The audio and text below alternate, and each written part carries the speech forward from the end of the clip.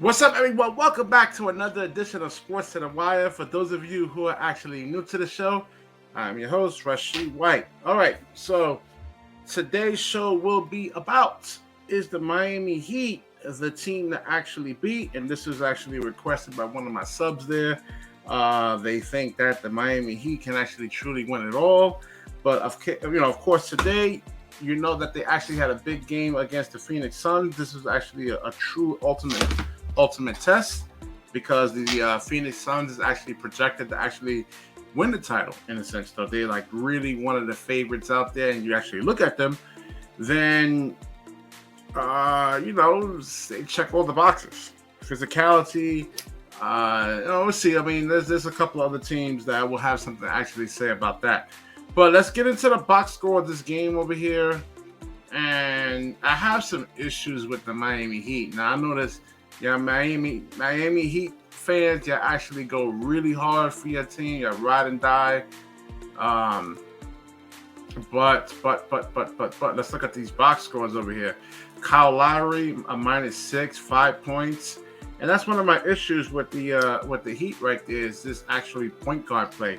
Now, when you looked at them actually playing against the 76ers and they didn't have Kyle Lowry, you've seen Tyler Hero, you've seen Duncan Robinson trying to bring the ball up. And the 76ers, they were playing really hard defense. And they really, really had problems actually, getting into their offense. And that's one of my issues right there. PJ Tucker, offensively, he doesn't really give you anything. Bam Adebayo, he has 17, but he's still a -6. We got to see what it looks like with Jimmy Butler's over there. But, I mean, they don't really truly have like a high percentage one-on-one player that can just get into the offense quickly. Before the opposing teams has a chance to actually get their defense set. So they have Victor Oladipo. He's a good scorer, but he's not really a good passer. He's not really a great playmaker. He still has to work on like reading the defense, and then plus he actually is coming from a severe knee injury.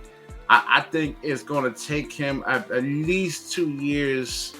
There's a psychological component that actually comes with that, and he's going to really have to be able to trust that knee. But he came off the bench. I mean, he had a decent showing the previous game with 11 points, but I think he only scored was like 4 points. He was a -3, and so you just start. And defensively, again, he's just coming back from a long layoff.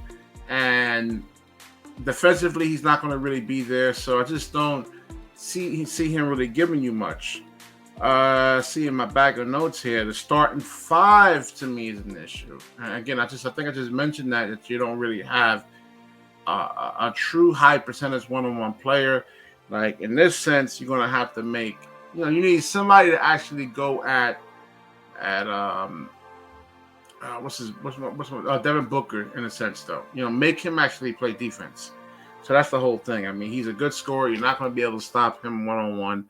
So you actually have to really try to go at him on offense in a sense though. And there's just nobody on there like a Kyrie or Harden or Joel Embiid. I mean, Bam Adebayo's okay, but he's not. It's not necessarily known as a guy that's just going to just give you 25 points with just ball handling, breaking the player down off the defense, off the dribble. I'm sorry. All right, so they're 2 3-point dependent right now. I guess they rely on Duncan Robinson and Tyler Hero to provide the spacing for them. And when those threes aren't going down, then that could be an issue. Interior defense. You got Bam, but then other than that, who else is actually going to really provide some type of rim protection for you? And even with, Bam Adebayo there, I mean, DeAndre Ayton dropped 19 points on him, 9 out of 10 field goals. I mean, no resistance at all. So the physicality, that is a real problem. Real problem. What what else? What else? Yeah, I just said the physicality. They're not physical. When you look at the Bucks, you look at I don't know if the Philadelphia 70. I guess with Joel Embiid there. Yeah, you look at Brooklyn now. They're physical now. I mean, they add a physical component to them. Boston is physical, and I just don't. I think if you start doing that, playing like that against Miami, I just don't think Duncan Robinson, Kyle Lowry, he's too small. He's going to get exposed on defense. So if let's say they play Boston, and he gets switched on to let's say Jason Tatum, that's an issue right there because of his size. So yeah, we'll see. I mean, yeah, it's I don't want to say it's early, but I mean they do have the number 1 seed as of right now. I gotta check the standings. As a matter of fact, they're right here. Let's see. Miami Heat still number 1. They're still number 1, and so we'll actually see. Like I said, the Bucks are physical. Philadelphia is physical.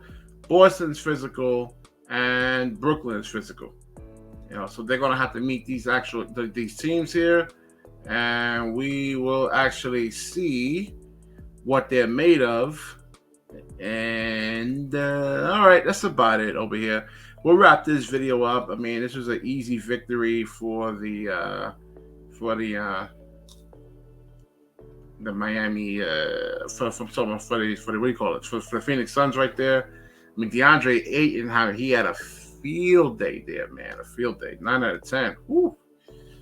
Man, he was killing them in the post. All right, so if you like this video, please like, comment, subscribe. Certainly share this video. When you share, the universe certainly shares back with you. Peace.